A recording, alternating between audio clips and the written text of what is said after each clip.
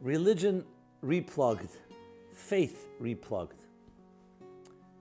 There's a powerful story with Rabbi Yitzchak of Barditchev, a great mystic and teacher and lover, unconditional lover of people.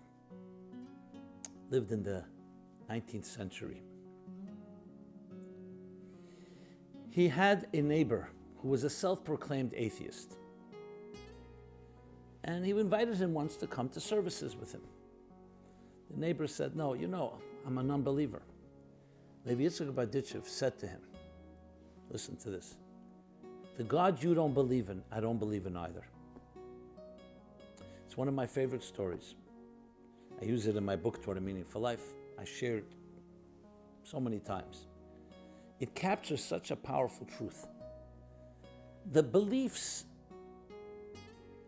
and ideas that we grew up with, or were taught us, or we read about, and we say, "I don't believe that." You have to ask yourself, what is the definition that you don't believe in? If God is someone sitting on a throne with a long white beard, waiting to strike us with lightning when we misbehave, I would say I'm also an atheist. So before we say what we believe and what we don't believe, let's define terms. What does God mean?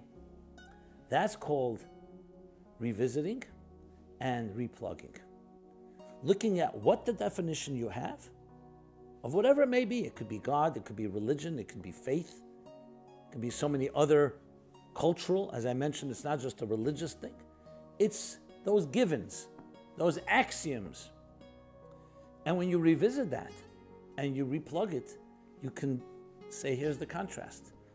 This is the God I don't believe in. And maybe it's not a God worthy believing in.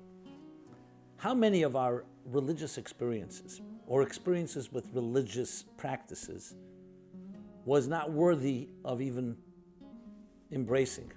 And then we discovered how hollow and empty it was. Did you really reject religion, or did you reject the version of religion that was presented to you? I frankly have never liked that word religion, because it always sounded to me there's a human being and there's a religious human being, as if religion and human are not one and the same.